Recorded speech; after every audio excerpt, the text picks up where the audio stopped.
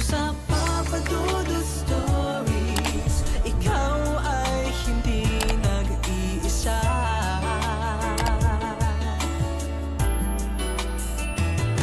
Dito sa Papa Dudut Stories, may nagmamahal sa'yo. Papa Dudut Stories, Papa Dudut Stories. Dear Papa Dudut, sa lahat po ng mga nakatutok ngayon, huwag pong kalimutan mag-like, mag-share at mag-subscribe. Maraming salamat po sa inyong lahat.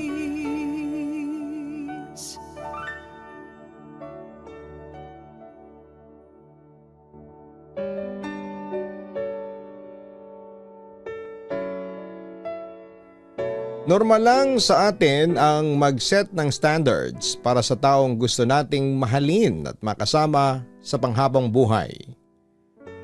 Pero as time progresses, kapag dumating ka na sa point of maturity ay unti-unti mo ring makakalimutan ang sinet mong standards. At lalong mawawala yan kapag tumibok na ang iyong puso sa isang taong hindi mo ine-expect. Bago ako magsimula ay gusto ko munang bumati ng happy weekend sa inyong lahat. Siya nga pala, tawagin niyo na lamang po ako sa pangalang Rosella. 35 years old, tubong Romblon, pero masaya nang nakatira ngayon dito sa Quezon City. Papa Dudut, isa po ako sa mga loyal listeners ninyo kasi gustong gusto kong mapakinggan ang napakaganda ninyong boses. Adik din po ako sa Papa Dudut Stories dahil marami akong natututunan sa mga istoryang tinatampok ninyo. Sumulat pala ako sa inyo dahil gusto kong maibahagi sa ibang mga listeners mo ang simple pero nakakatuwa kong istorya ng pag-ibig. Papa Dudut, isa sa mga hobbies ko ang pag-i-internet at chatting. Adik na adik ako sa Facebook at iba pang mga social networking sites. Gustong gusto ko kasing makipagkilala sa ibang tao. Sa madaling salita ay isa akong sociable na tao.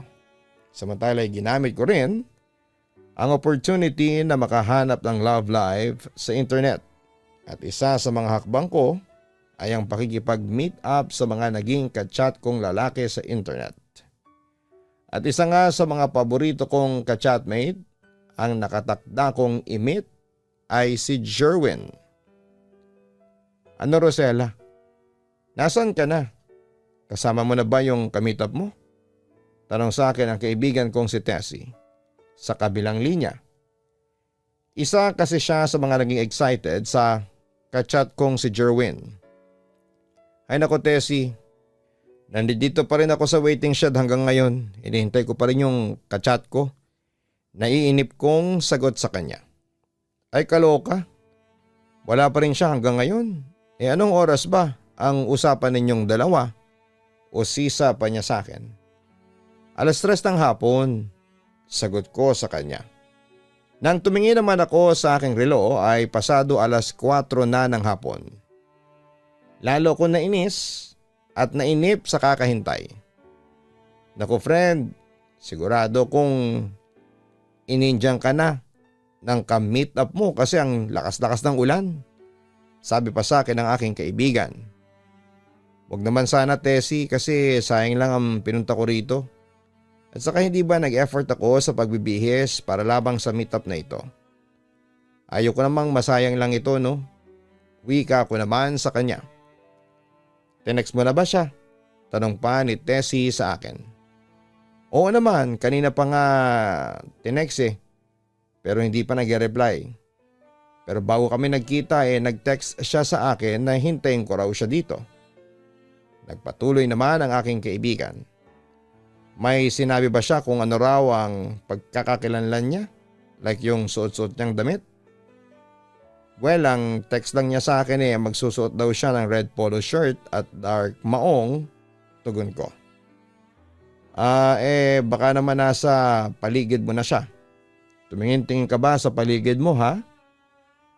Sinunod ko naman ang sinabi ni Tessie pero ilang beses na akong palingalinga sa paligid pero ako lang talaga ang mag-isang naroroon ang panahong yon. Walang tao dito sa paligid bukod sa akin. Matamlay kong sagot sa kanya. Isa lang ang ibig sabihin niyan, Rosella. Hindi darating yang meet up mo. Kaya ikaw, umuwi ka na rito sa bahay ninyo. Nag-aalalang wika ni Tessie sa akin. Paano makakauwi ako ng bahay? Hindi ako nakapagdala ng payong. Paalala ko sa kanya. Actually, bala ko na talagang magdala ng payong bago ako umalis pero hindi kasya yon sa aking dalang purse. Kaya naman iniwan ko na lamang yon at nagbabaka sakaling hindi uulan. Pero mukhang pinaglalaroan ako ng tadhana ng araw na yon. Hala, lukarit ka. Bakit hindi ka nagdala ng payong? Alam mo namang tag-ulan ngayon? Paninisip pa ni Tessie sa akin. Pasensya na ha. Ako na ang tanga, sarkastikong wika noon sa kanya. Hanggang sa mamayang kaunti ay may natanaw akong lalaki. Sa hindi kalayuan. May napansin lang akong lalaki kanina pang tinantingin sa akin eh. Sabi ko pa kay Tessie sa aking cellphone. Baka si Jerwin na yan. Wika ng kaibigan ko sa kabilang linya. Hindi naman siya nakasuot ng red polo shirt at dark maong. Yung lalaking nakasuot ng cargo pants, puting t-shirt at saka same mo. Nakatongs pa siya. Describe ko sa lalaking kanina pang pasulyap-sulyap sa akin. Ganun? Ano naman ang itsura niya ha, Rosella? Curious na wika ni Tessie sa akin. Hindi naman siguro yun si Jerwin. Nakaka-disappoint kasi ang itsura niya eh. Hindi naman sa namimintas ako pero payat siya tapos matangkad pa ako. At saka mukhang sanggano ang itsura. Sagot ko kay Tessie na may halong pamimintas sa lalaking natatanaw ko. Baka naman snatcher yan o di kaya holdupper. Naku, ingat ka friend ha. Babala ng kausap ko sa kabilang linya. Pagkatapos noon ay tinapos ko na ang tawag at nagmamadali kong isinuksok sa aking purse ang cellphone ko. Nagbabalak na rin akong lumusong noon sa malakas na ulan at mas mabuti nang mabasa ako kesa mapahamak sa lalaking nooy palapit na sa akin. Miss, may hinihintay ka? Tanong sa akin ng lalaki. May hinihintay nga ako. Pero gusto ko na rin umuwi kasi mukhang hindi na darating yung imimit ko ngayon eh. Medyo kinakabahan kong wika sa lalaki. Wala kang dalang payong. Obserba niya. Well, kaya hindi ako makaalis dito sa waiting shed na ito kasi ayaw kong mabasa. Sagot ko naman sa lalaki. Kung gusto mo miss, ihahatid na kita sa bahay ninyo. Eto may dala akong malaking payong. Alok niya. Pagkatapos ay ipinakita niya ang hawak niyang malaking payong na kung bubuksan ay siguradong kakasya ang 3 katao. Pero tumanggi pa rin ako noon. Naku, wag na. Sorry ha pero didiretsahin na kita, wala akong tiwala sa mga taong hindi ko kakilala. Huwag ka nang matakot sa akin miss, mabuti akong tao. Hindi ako holdupper, snatcher o rapist. Nagmamagandang loob lang ako at sana'y huwag mo kong husgahan sa itsura ko. Wika naman sa akin ng lalaki. Hindi naman kita hinuhusgahan, kuya. Na-appreciate ko naman ang inaalok mong tulong pero hindi pa rin ako madaling magtiwala sa mga taong hindi ko kakilala. Git ko sa kanya. Huminga muna ang lalaki ng malalim bago nagpatuloy sa pagsasalita. Sige, hindi kita pinipilit pero mukhang mamaya pa titilang ulan. At kung tumila man ang ulan sigurado akong matagal huhupa ang baha dito. Ikaw rin. O paano miss? Alis na ako. Ngunit biglang kumidlat at kumulog ng malakas. Kaya naman sobra akong nagulat. Dahil doon ay nagbago ang isipan ko. Kuya, sandali lang ha. Sige na nga, sasabay na ako sa inyo. Okay. Nga pala, taga saan ka? Tanong niya sa akin. Taga bahay Toro lang ako doon sa Road 20. Sagot ko sa kanya. Ganun ba? Malapit lang pala. Taga dun din yung pupuntahan ko. Tara, sabay na tayo. Sabi niya sa akin. Salamat kuya. Wika ko sa kanya bago kami sabay na umalis. Papadudot imbyerna ako noon dahil inindyan ako ng kachat kong si Jerwin. Pero hindi na rin sumama ang mood ko dahil aksidente kong nakilala si Kiko, ang aking knight in shining armor. Noong araw na yon, mabait si Kiko at sa hindi malamang kadahilanan ay madali ko siyang pinagkatiwalaan. Pero papadudot, hindi si Kiko ang ideal guy ko noon kasi hindi naman siya kagwapuhan at saka mas matangkad pa ako sa kanya. Pero inaamin ko. Napahanga din ako ni Kiko dahil sa lakas ng PR niya kaya naman enjoy ako sa pakikipagkwentuhan sa kanya. Samantala yun na ang simula ng communication namin ni Kiko. Nagsimula kami bilang text mates, doon ay mabilis naming nakabagaya ng isa't isa.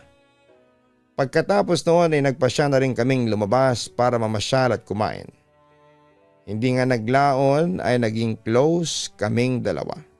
Pero sadyang may kakapalan ng mukha si Kiko dahil nagsimula na rin siyang magparamdam sa akin na gusto niya akong ligawan. Sino naman yung lalaking yan ha? Tanong sa akin ni Papa habang tinititigan noon si Kiko mula ulo hanggang sa paa. Nagkataong first time dumalaw noon ni Kiko sa bahay para umakyat ng ligaw.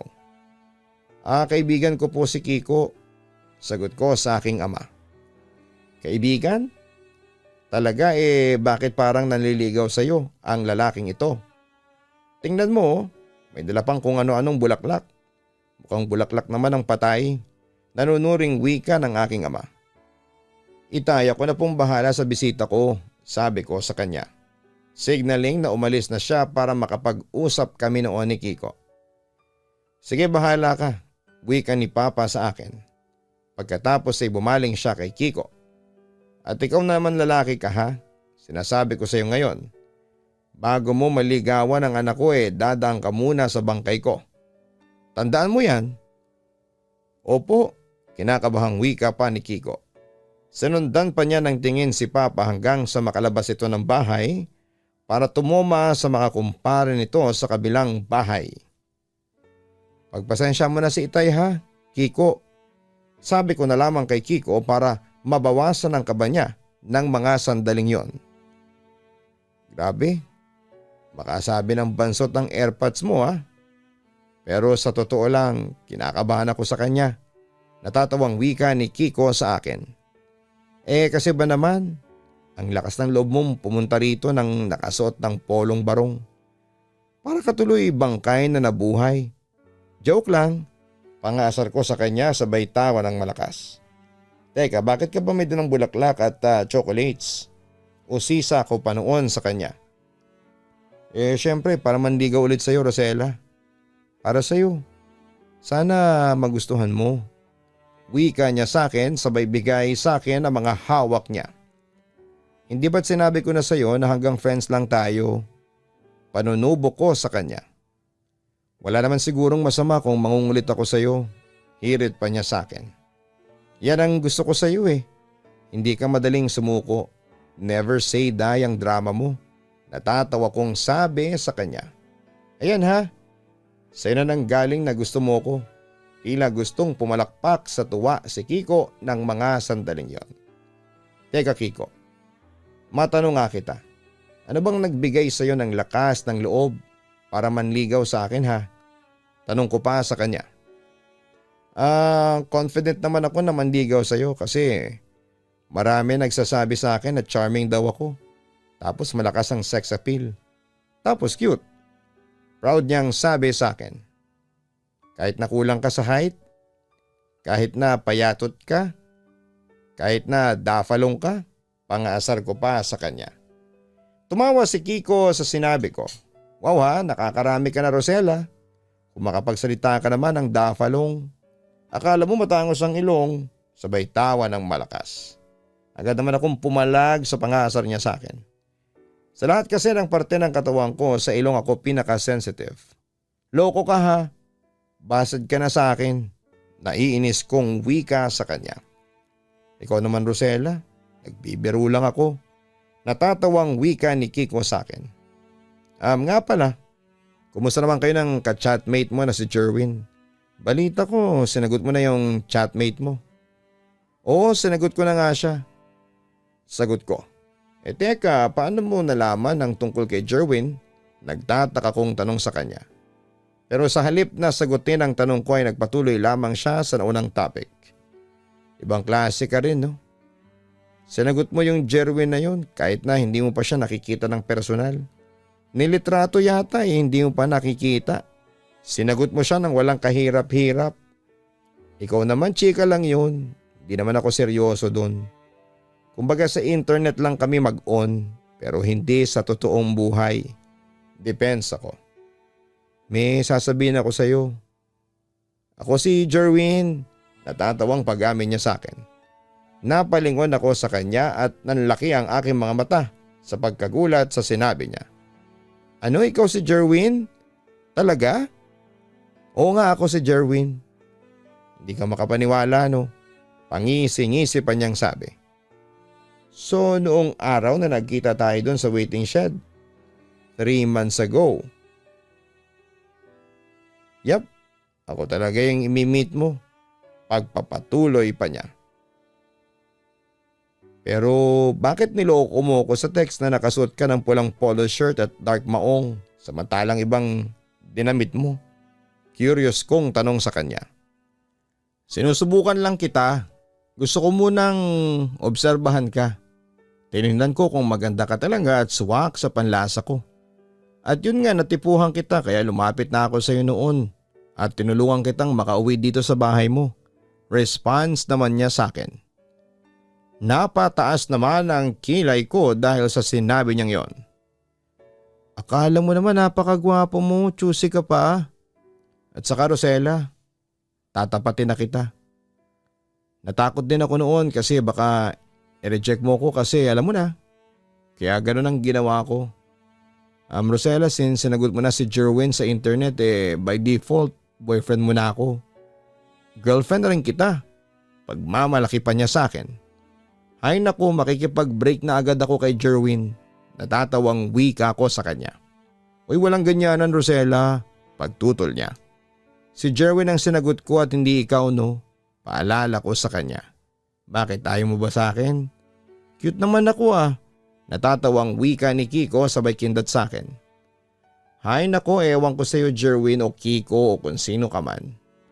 Makakalis ka na. Naiinis kong wika sa kanya kaya pinaalis ko muna siya sa bahay. Sige, alis na ako.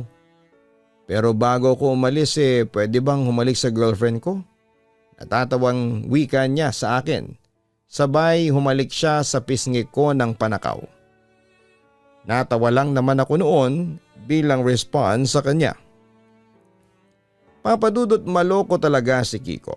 Kapag kasama ko siya ay sumasakit talaga ang tiyan ko sa kakwelahan niya. At saka kahit namang asar siya sa akin ay hindi ko nakukuhang mapikon. Kasi hindi siya nakakaasar at sa halip ay makyukyutan ka pa sa kanya. Nang mga panahong ding yon ay hindi ako makapaniwala na si Kiko at ang kachat kong si Jerwin ay iisa. Pero ayos lang din yon sa akin. At dahil sa katotohanan yon ay inaamin ko na mas napalapit ako kay Kiko. Samantala papadudot hindi tumigil sa kakaligaw sa akin si Kiko kahit nasabihing ayaw sa kanya ng tatay ko dahil nga alangan ang itsura namin. Pero dahil sa over self-confidence si Kiko ay ninigawan niya pati ang tatay ko. Nung una ay nanunuhol siya ng paisa-isang case ng beer hanggang sa naging 2, 3 hanggat 4 na case na. Siyempre tuwang-tuwa naman noon si Papa at yung mga kaibigan nitong sunog atay. Hanggang sa isang araw, habang nagkwekwentuhan kami ni Tessie ay dumating si Kiko. At kung titingnan ang hawak niya ng mga sandaling yon ay mukhang nag-level up siya sa panliligaw noon sa aking ama. Magandang umaga po, bati ni Kiko sa aking ama. Manliligaw ka na naman ulit sa anak ko ha? Kunwari seryosong tanong ni Papa sa kanya. At saka bakit may dala kang manok na panabong? Usisa pa nito nang mapansin ang dala-dala ni Kiko. Sir, para po sa inyo. Wika ng aking manliligaw sabay bigay kay Papa ng hawak niya. Sa akin? Bakit mo naman ako binibigyan ng manok na panabong? Tanong ng aking ama. Naisip ko po kasi kayong bigyan kasi mahilig din po ako sa sabong. At saka alam niyo po ba? Itong manok na ibibigay ko po sa inyo ay matikas at saka matapang. Pagmamalaki ni Kiko sa manok na ibinigay niya kay Papa. Oo nga, pansin ko nga, mukhang matapang ah. Natutuwa ang pagsang-ayon pa ni Papa. Gusto niyo po bang subukan? Agad namang pumayag si Papa sa tanong ni Kiko. Sige nga, subukan nga natin tong manok mo. Halika, doon tayo. Nasasabik niyang wika.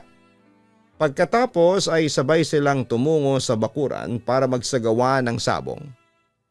Mukhang nililigawan ni Kiko ang tatay mo ha? Wika sa akin ni Tessie ng mga sandaling yon. Oo nga naku. Hayaan mo siya. Sana lang talaga mahuli niya ang loob ni tatay. Wika ko pa noon sa aking kaibigan. Papadudot na tatawa ko noon pero napapabilib ako sa mga diskarte ni Kiko. Sinuyo niya ang tatay ko sa pamamagitan ng sabong dahil eto kumbaga ang soft spot ng tatay ko. Magaling sa pangungumbinse si Kiko. Kaya hindi malabong mahuli niya ang loob ng tatay ko. Samantala ay patuloy pa rin sa panliligaw sa akin si Kiko pero syempre nagpakipot pa ako ng kaunti. Pero deep inside papadudot. Alam ko na kahit alangan si Kiko sa akin, pagdating sa itsura ay kumpiyansa na ako noon na siyang perfect guy para sa akin. Papadudot todo effort talaga ang panliligaw na ginagawa ni Kiko para lang mapasagot ako. Nariyan ang pagbibigay niya ng libreng serbisyo tulad ng paglilinis ng kulungan at pag-aalaga sa mga panabong na manok ni tatay. Samantala dahil naman sa lakas ng PR ni Kiko ay hindi katakatakang nagkasundo sila ni tatay. Samantala isang araw habang naglilinis ng bakuran ay narinig kong dumating sina Papa at Kiko galing sa sabungan. Ang galing ng manok ninyong si Bagsik kanina. Panalong panalo. Kung babasahin ang saya sa boses ni Papa, nang sandaling yon ay alam kong nanalo siya. Sabi ko naman po sa inyo tito, ganun po ang teknik para palagi pong panalo ang manok ninyo. Proud na wika ni Kiko sa aking ama. Sa totoo lang napahanga ako dun sa teknik na sinasabi mo. Alam mo ba, 30 taon na ako nagsasabong pero ikaw lang pala ang makapagbibigay nun sa akin. Natutuwang wika ni Papa sa kanya. Ang teknik na sinasabi ni Kiko ay ang paghahalo ng mga buto ng sili sa pagkain o feeds ng manok. Dahil sa ginawa nila kaya lalong tumapang ang mga manok. Kahit nga ako'y malingat ng sandali ay tinutukan na ako ng salbahing manok ni Papa. O itay Kiko, himala yata at magkasundo kayong dalawa ha? Puna ko sa kanila. Paano anak? Nanalo ulit kami sa sabong ni Kiko. Swerte talaga itong kaibigan mo. Natutuwang wika pa ni Papa. Kaya ikaw Rosella, mamaya uutusan kitang bumili ng pagkaing ipampupulutan natin. Magse-celebrate tayong 3. Siyempre natuwa naman ako dahil masaya ang aking ama. Mamayang kaunti ay nagpaalam muna ito sa amin ni Kiko para pumasok sa loob ng bahay para maligo. Malayatang nakasundo mo na si Itay ha Kiko. Natatawa kong wika kay Kiko. Well, ibahin mo ako Rosella. Pinanganak yata akong charming at madiskarte pa. Pagmamalaki pa niya. Natawa lamang ako noon sa mga sinabi niya. Sige ikaw na ang charming at madiskarte.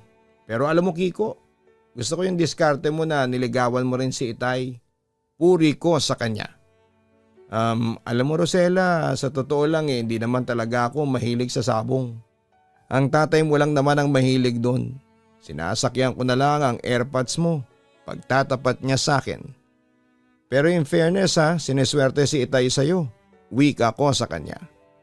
Sineshare ko lang naman sa kanya yung mga natutunan ko sa tatay ko.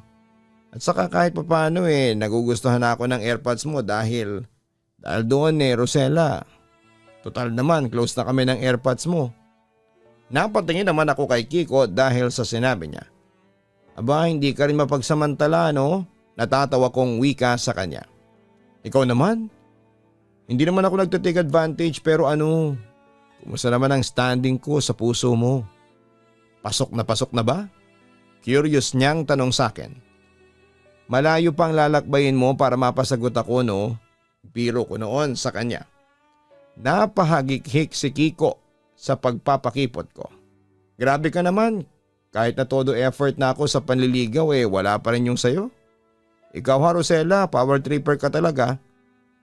Alam mo kung tutuusin girlfriend na rin kita kasi effective pa rin yung kasunduan ninyo ni Jerwin sa chat. Isipin mo, kung ayaw mo talaga sa akin, sana hiniwalayan mo na si Jerwin kaso hindi So ibig sabihin, gusto mo talaga ako. Biglang sabi niya sa akin. Hay nako Kiko Jerwin, pareho kayong asungot sa buhay ko. Napapailing na sabi ko sa kanya. Ako asungot ako sa buhay mo? Napapangisi niyang tanong sa akin. Oo kasi ang kulit mo. Ayaw mo kong tigilan. Sabi ko naman sa kanya. Sagutin mo na kasi ako. Kung sinagot mo na ako ng oo sa chat, bakit hindi mo ako sagutin ng oo sa harapan? Pag-uudyok pa niya sa akin. Gusto mo na bang malaman kung ano ang kasagutan ko ha Kiko? Tanong ko sa kanya. Ano na? Gusto mo na ba akong maging legal boyfriend? Nasasabik niyang usisa sa akin. Total naman nakita ko naman ang efforts mo sa panliligaw sa akin.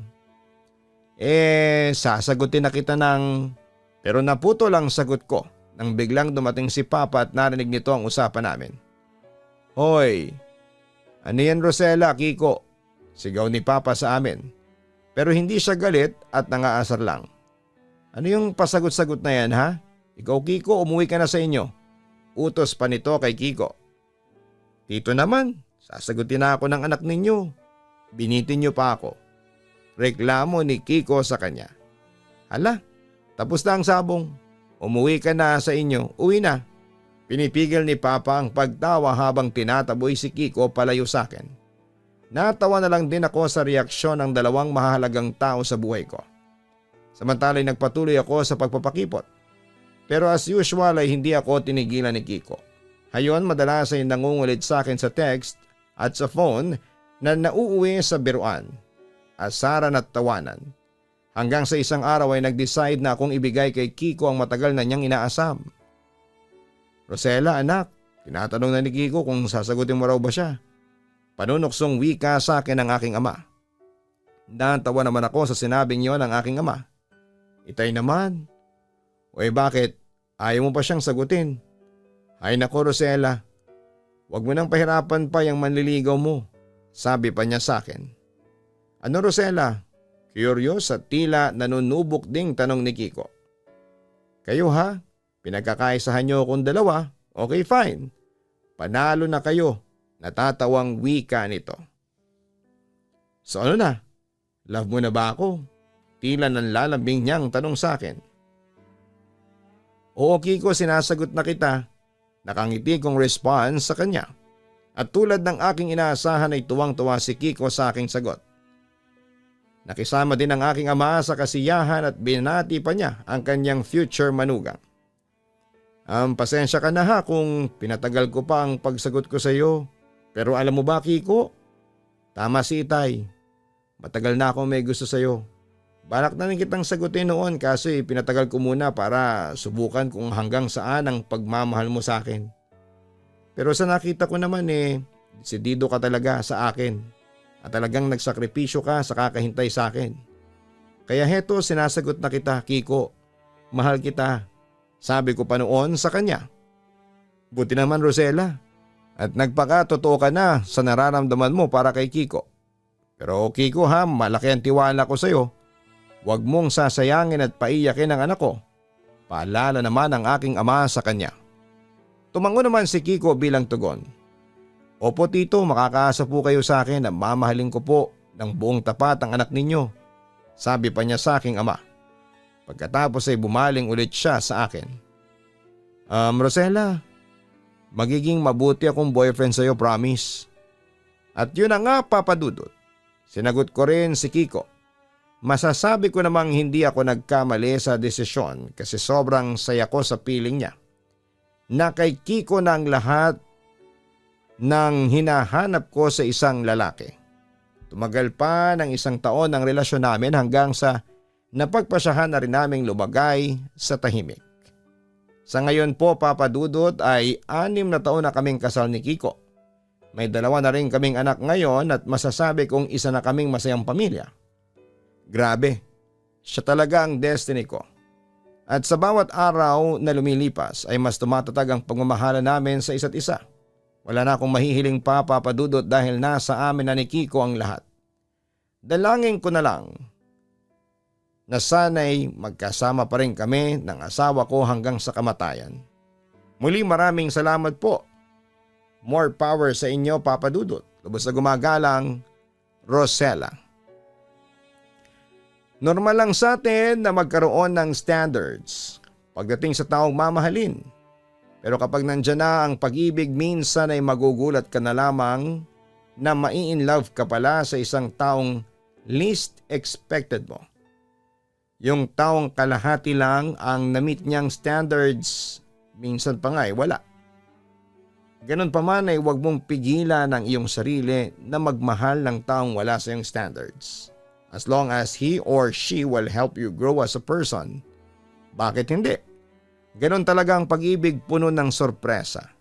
Kaya huwag tayong magsasalita ng tapos at palagi nating ihanda ang ating mga sarili sa mga sorpresang pwedeng ihatid sa atin ito. Kaya para kay Rosella, enjoyin mo lang ang iyong buhay kapiling si Kiko. Maraming salamat din sa pagbabahagi mo ng iyong kwento sa Papa Dudut Stories. God bless and stay safe, mga ka-online. Huwag kalimutan na mag-like, mag-share at mag-subscribe. Hanapin po ang Kaistorya YouTube channel at ang Papa Dudut Family YouTube channel.